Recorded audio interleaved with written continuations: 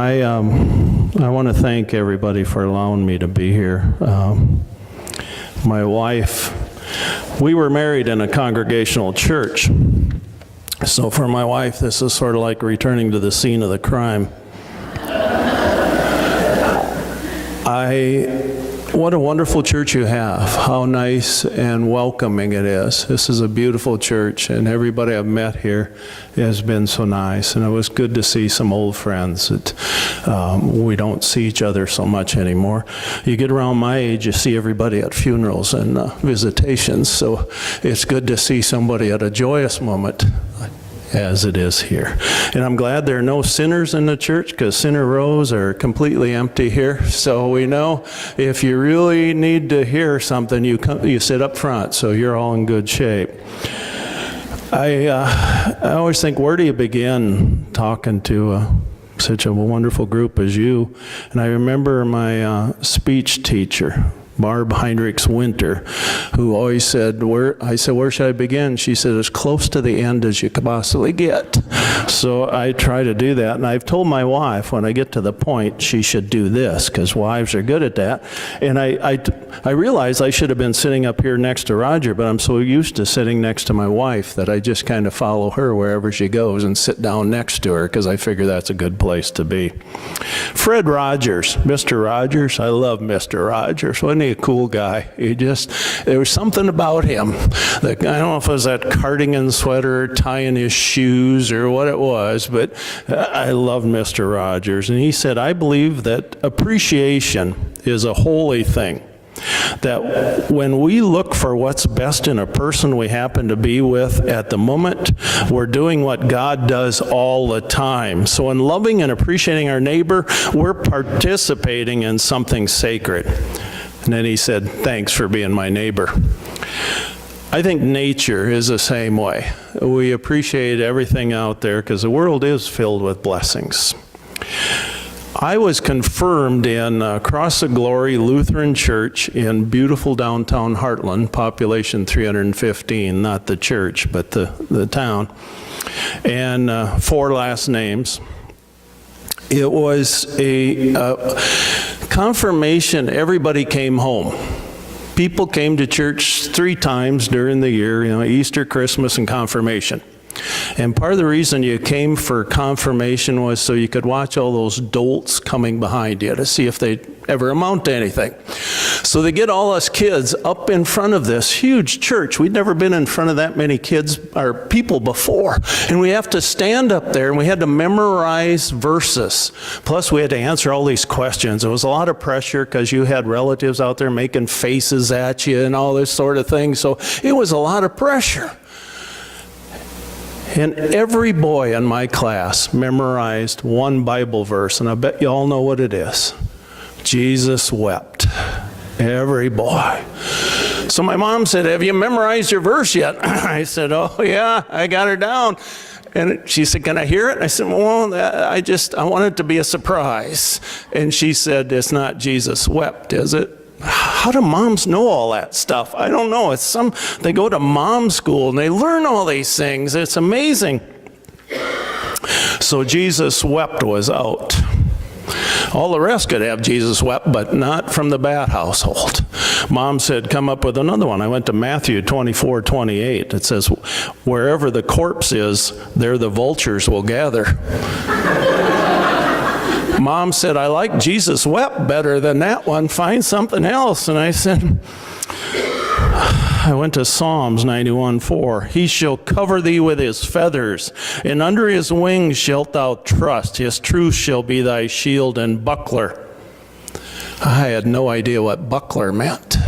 I went up to my room where we got a big dictionary about that thick. We'd go to Sibrid's Cardinal grocery store, and for every $20 you spent, you got one letter of the alphabet.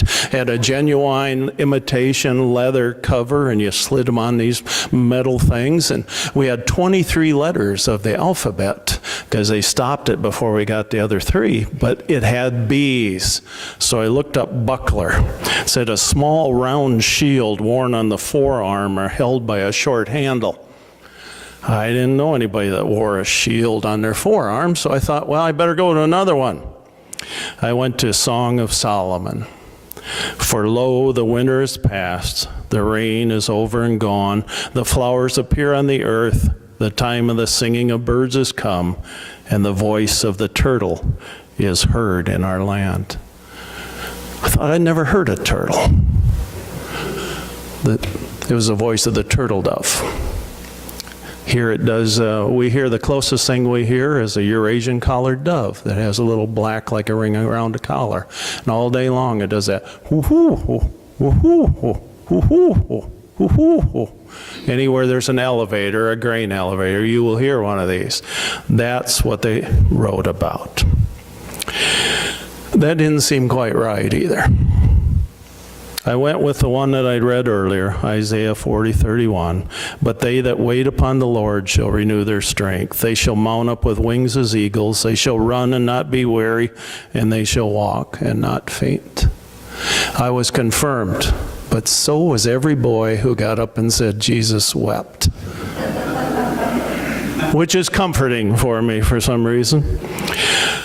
I watched a monarch butterfly late in the year. And I'd say that little prayer along with the monarch butterfly that I hope he makes it to Mexico. It was cold here. What a long flight. He's going to a place he's never been before. He doesn't have a cell phone with a GPS on it telling him where to turn. But somehow he makes it there. That's a miracle. That's a miracle. There's no other way to describe it. My father was LDS, Mormon, and my mother was Southern Baptist. We moved to Minnesota. You can about imagine everything they approved of. There was no drinking, smoking, chewing tobacco, spitting on the floor, or dancing. Reverend Yolvasacker, or Ilvasacker, as some would say, decided my mom would make a good Lutheran. He visited a farm about once a week because he learned that my mom was a good cook. He came right around the time we'd be eating. He'd been a pastor for some time. He'd learned that quickly. And he would try to convince Mom that she should become a Lutheran. She had all the makings of it. So when he'd come, Mom would get the good plates out. You all have the good plates in your house. It was Grandpa and Grandma had given them to him, had the gold around the outside. Mom would only get it out when somebody came to the farm to eat that she'd never met before, or when Reverend Yolvasacker came out and tried to convert her to Lutheranism. She would show him that Southern Baptists, they can eat all right too. They have good things. And then she'd get out those little sandwiches that no boy has ever understood. Like cucumber sandwiches and things, these tiny little things that it's not even a bite. You have to have two of them to get one good bite.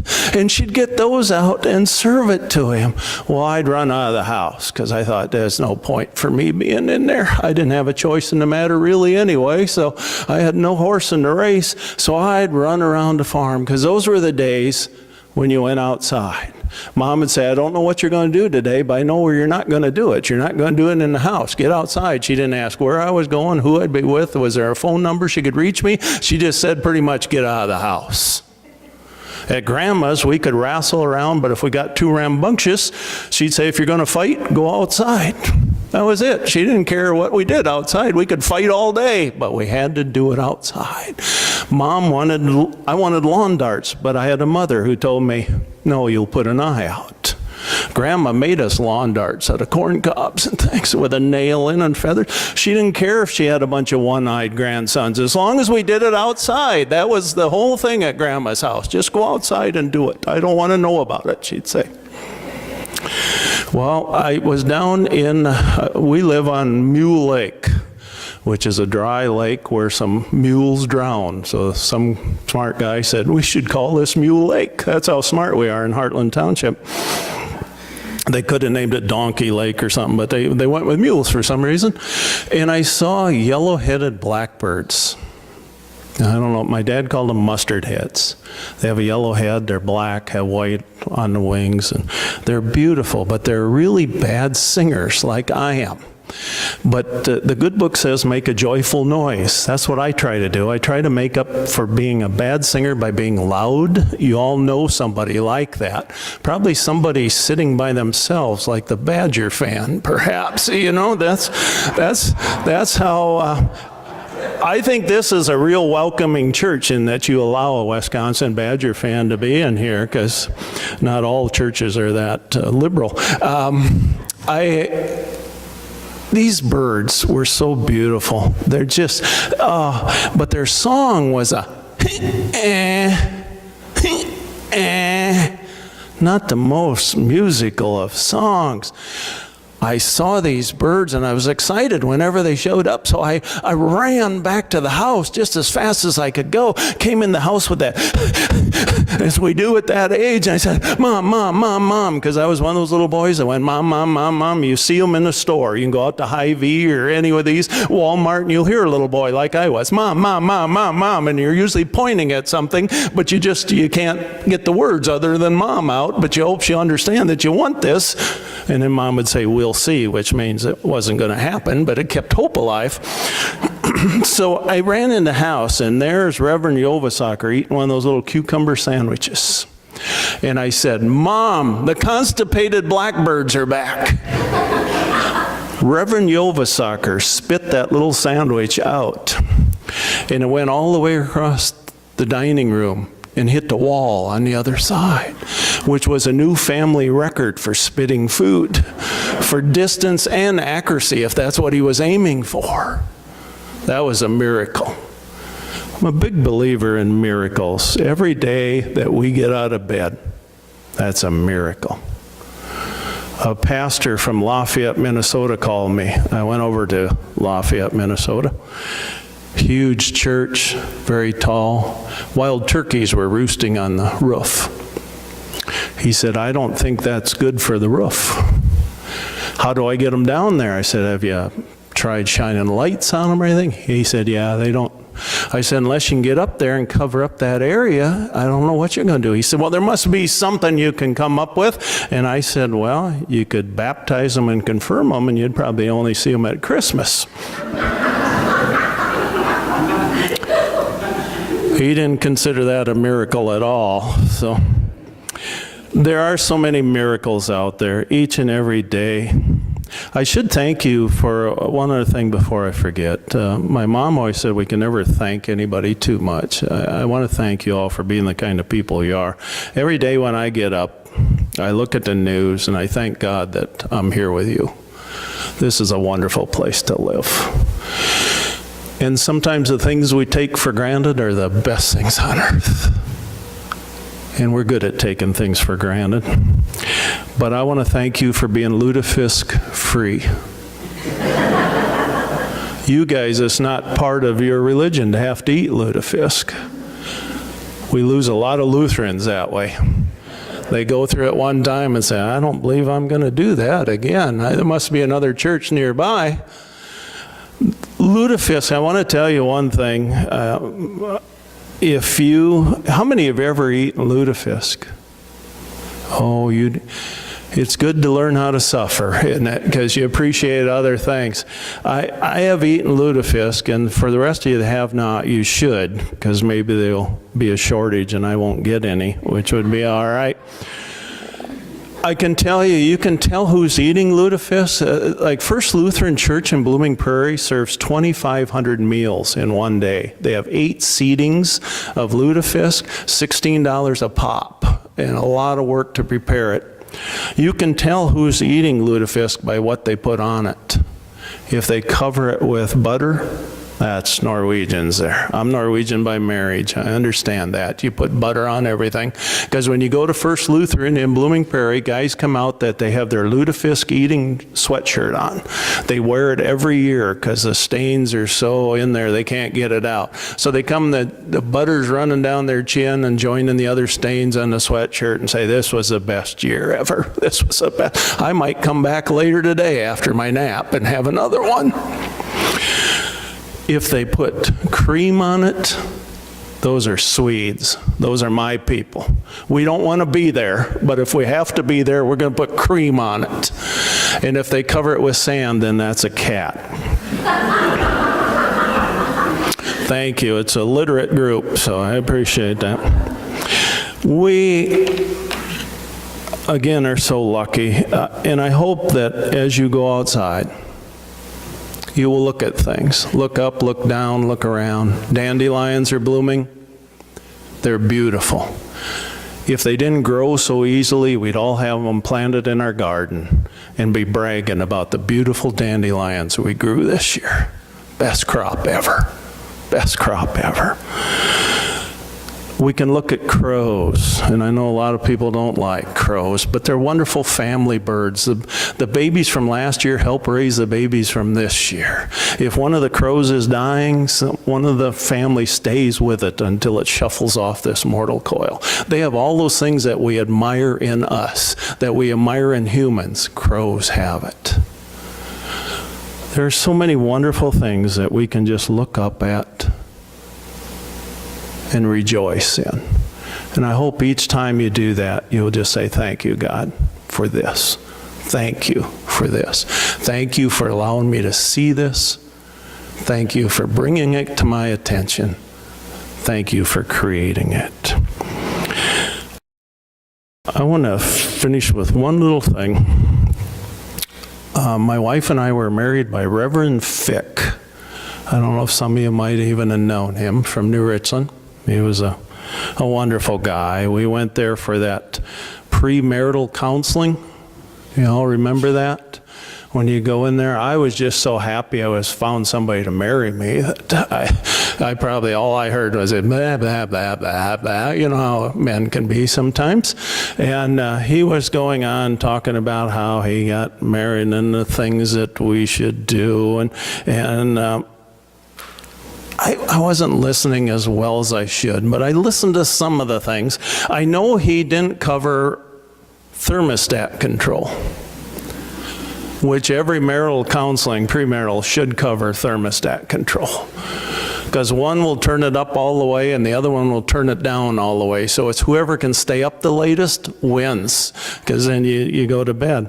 Well, Reverend Fick said his wife, they hadn't been married very long, and he said, oh, I loved his wife, and he said she's just the sweetest thing, was trying to do everything to make him happy. And he smoked pipes, these big smelly pipes that smelled so good when you walked behind him. That wonderful odor coming off a pipe smelled so good until you tried smoking one and it burned off the tip of your tongue and just, it was terrible, but it smelled so good. And he said, I love those pipes. If you can love an inanimate object, I love those pipes. And he said, I smoked them for a long time before I got married, so you get all that crust on the inside, so it gets the bowl just in perfect, so you get the best taste and you don't get that backbite. And he said, it was just wonderful. I was so happy with those pipes while I was off preaching somewhere, and I came home and my wife had washed them all. Washed them all and scrubbed out all that crust that he had in there. Just shoved a knife in there and cut it all out. And she presented them to him on a tray and said, look what I've done for you. He said that was the greatest lesson I ever learned that day, was to be appreciative of anything that anybody does for you, whether it's the right thing or not, if their intentions were good. That's what I remember from Congregational Church, premarital counseling. And it's worked out all right. Gail and I have been married 94 years, I think, 47 each. You got to add them together when you get to that point. I just want to thank you. I finished Psalms with all creatures look to you. And we should be one of those creatures that spend a lot of our time looking up. I'm a gardener. They always say the best thing about gardening is it gets you on your knees. And you look up and you appreciate things. You appreciate the sound of a bee going by. You appreciate the sound of a common loon when you're on a lake. I appreciate things, and I hope that I'll always remember to do that. I am thankful for every day, even those with bad weather, because every day is good. It's hard to remember that sometimes, isn't it, when we're in the midst of a blizzard? And I'm thankful for you, for each and every one of you. Thank you. May God bless.